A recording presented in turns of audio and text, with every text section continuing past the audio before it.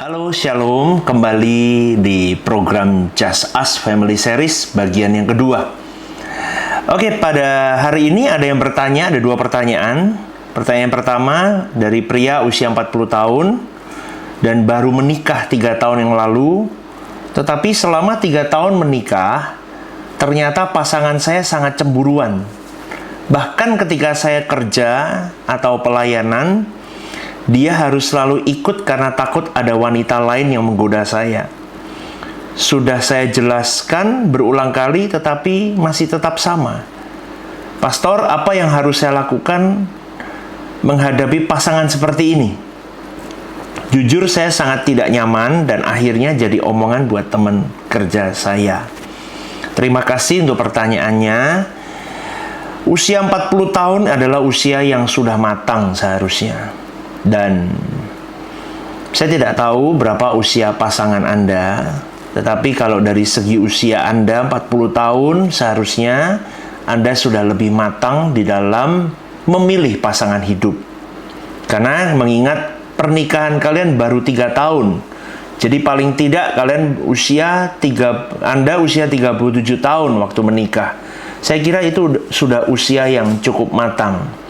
Tetapi dari kasus yang Anda alami, bahwa pasangan Anda begitu posesif, begitu mencengkram, jadi mengikuti kemanapun Anda pergi, dan cemburuan. Begini, saudaraku, bagaimana menghadapi pasangan yang posesif itu tidak mudah. Karena di dalam sebuah pasangan yang sudah tidak ada kepercayaan, itu akan jadi sebuah problematika sendiri yang harus dikerjakan atau dibangun kepercayaan itu cukup panjang. Ini kita harus selidiki dulu, pasanganmu kenapa kok bisa posesif? Itu pasti ada sebabnya, maka berakibat seperti itu. Lah, itu bisa jadi begini, mungkin dulu dia pernah mengalami hal-hal yang tidak baik, atau akhirnya dia bisa sampai di titik krisis kepercayaan kepada pasangan. Mungkin sebelum menjalin hubungan pacaran atau sampai di titik menikah dengan Anda, pasanganmu pernah menjalin hubungan dengan orang lain, dan itu mungkin ada luka. Mungkin ada masalah atau problem di situ yang akhirnya membuat pasangan Anda sampai di titik dia tidak bisa memiliki trust kepada pasangannya. Maka tugas Anda adalah harus menjadi pribadi yang bisa menunjukkan bahwa Anda bisa dipercaya oleh dia. Jadi tugasnya sekarang bukan lagi berpikir bagaimana ini pasanganku kok aneh ya. Ini pasanganku bermasalah. Ya memang pasti bermasalah. Tetapi akan tidak bermasalah kalau cara sudut pandang Anda berpikir diubah. Ini bukan sesuatu hal yang rusak, yang tidak bisa diperbaiki. Bisa diperbaiki, dan yang bisa memperbaiki adalah Anda dan dia. Jadi apa yang harus Anda lakukan sekarang adalah, pertama, bawa ke Tuhan pasti. Minta hikmat Tuhan. Itu sangat penting. Ya, yang kedua, Anda mulai berani berbicara dengan pasanganmu hati ke hati dari apa yang Anda rasakan. Anda mungkin berpikir bukan dari sisi Anda, tapi lebih bagaimana membantu sisi pasanganmu dulu. Jadi Anda harus mulai lebih dewasa dibanding pasanganmu. Kalau Anda menuntut pasanganmu untuk mengerti Anda, kamu jangan ngikutin saya. Aku malu di depan temanku. Kamu jangan begini, kamu jangan over begini. Percayalah sama aku, nggak bisa diomongin. Karena memang pasanganmu sakit. Caranya adalah Anda tidak boleh tidak boleh baper. Ya, gampangnya begitu deh. Dan Anda harus lebih matang, lebih dewasa, lebih memandang jauh, 3, 4 step, 10 step ke depan. Jadi Anda baru bisa jadi mentor untuk dia. Jadi Anda mulai berikan komunikasi yang jelas. Diajarkan untuk pasanganmu trust sama Anda. Percaya deh, saya nggak akan ngapa-ngapain ini. Nanti saya akan lakukan ini. Misal nih, Anda mau pergi nih. saya mau pergi ya, mau sama si A, mau kemana-kemana, infoin aja. Trust. Itu dibangun dari pelan-pelan. Nggak usah telepon ya, atau nggak usah ini, nggak usah ikut dulu. Bertahap, saudaraku. Sampai di titik si pasanganmu nanti, istrimu akan bisa berkata, oh iya ya, aku punya suami yang bisa ku percaya. Yang kedua, saudaraku, bisa jadi orang posesif itu karena dia sendiri melakukan apa yang dia takutkan. Contoh, saya berikan satu contoh. Seorang pria akan takut kalau istrinya atau pacarnya atau pasangannya memakai baju yang agak sedikit kurang tertutup misalnya. Si pria itu kalau tidak selalu, tetapi bisa jadi orang posesif karena pria itu kalau di luar sana matanya juga nggak bisa dikontrol. Makanya dia membandingkan bahwa pria-pria di luar sana juga seperti dirinya yang matanya jelalatan. Makanya dia berkata kepada istrinya atau berkata kepada pacarnya, jangan pakai begitu. Karena dia takut pacarnya atau kekasihnya atau yang dia merasa ini miliknya. Orang posesif kan merasa begitu. Milikku sendiri.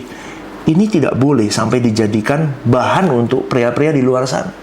Nah, itu saya tidak tahu bagaimana kondisi pasangan Anda. Tetapi kalau model begitu, Anda juga tetap harus mentor pasanganmu. Bertahap, saudaraku. Dan jangan pernah berkata kepada pasanganmu, malu aku, nanti begini, nanti begitu. Nggak bisa. Orang model posesif tidak bisa diajak bicara model begitu. Anda hari ini tidak nyaman. Betul, pasti tidak nyaman. Dan Anda merasa Anda tidak dipercaya. Dan kadang sakit hati. Ya, bisa. Tetapi itu tampik semua dan mulai berikan treatment bahwa Anda bisa dipercaya, Anda bisa menjadi partner hidup dia yang bisa membantu dia keluar dari kurungan posesif itu, saudaraku. Ya, jadi kalau sampai teman-temanmu membicarakan jadi omongan, udah nggak usah didengar. Memang ini keadaannya dan memang ini kenyataannya bahwa pasanganmu sedang di dalam kondisi yang memang harus ditolong. Yang bisa menolong adalah dirimu sendiri. Tidak ada orang lain, saudaraku. Jadi kalau Anda sendiri tidak berusaha untuk menolong pasanganmu, tidak akan pernah bisa sembuh. Ya, jadi butuh pimpinan Tuhan, hikmat Tuhan, kelegaan hati, kesabaran, kemampuan untuk melalui itu step by step. Berproses ya, saudaraku, nggak bisa dalam waktu seperti membalikkan telapak tangan. Itu butuh waktu. Karena posesif itu sering kali karena luka.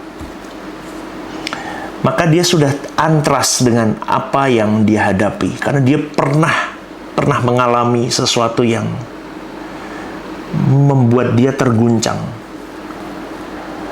Ya. Dan mungkin poin yang ketiga adalah memang masalah kejiwaan. Dari semuanya ini tetap ditarik ada satu poin, masalah kejiwaan. Maka memang ada di titik-titik tertentu dibutuhkan psikolog untuk membantu, psikiater untuk membantu. Tetapi sebisa mungkin, saudaraku, pernikahanmu bisa kau dandani dengan kalian berdua bersama dengan Tuhan. Karena itu jalan terbaik deh. Tidak ada jalan lain. Yang terpenting adalah keterbukaan. Keterbukaan adalah awal dari pemulihan. Anda harus ngomong apa yang menjadi masalahmu. Nanti Anda korek juga pasanganmu. Apa sih yang menjadi ketakutanmu? Coba biar dia share dengan jujur. Apa sih yang menjadi ketakutanmu?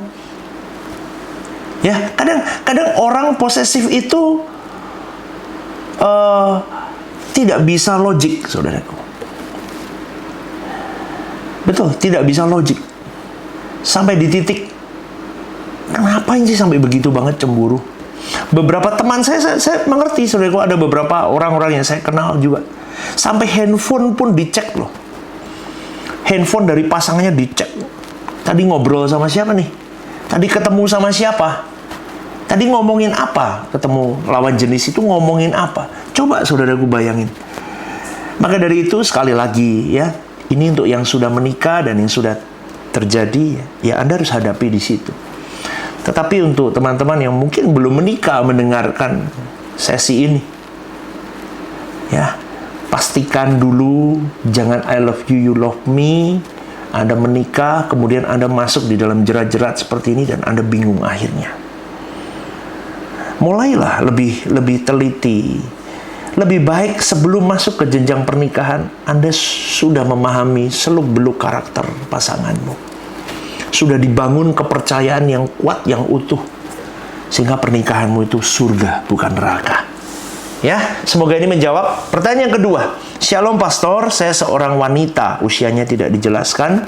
Oke, yang mau saya tanyakan ketika laki-laki dan perempuan sudah menikah, apakah orang tua masih ada hak untuk mengatur anaknya? Terutama secara keuangan.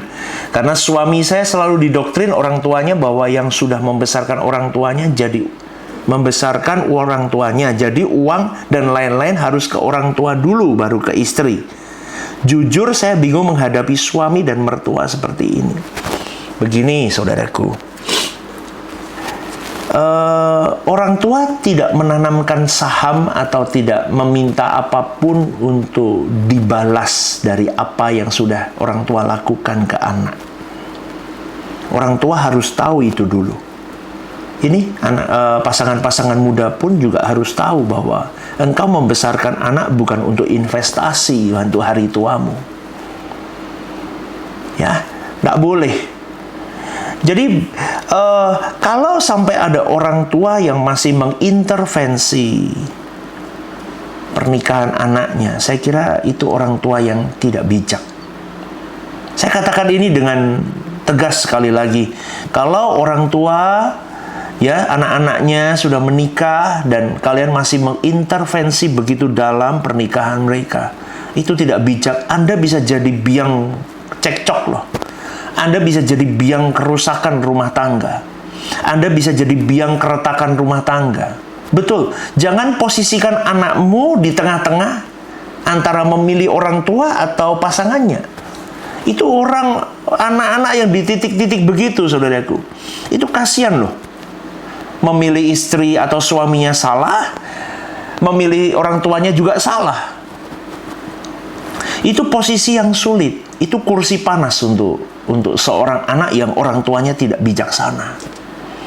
Saya katakan ini supaya orang tua yang mendengar, ya, jangan sembarangan.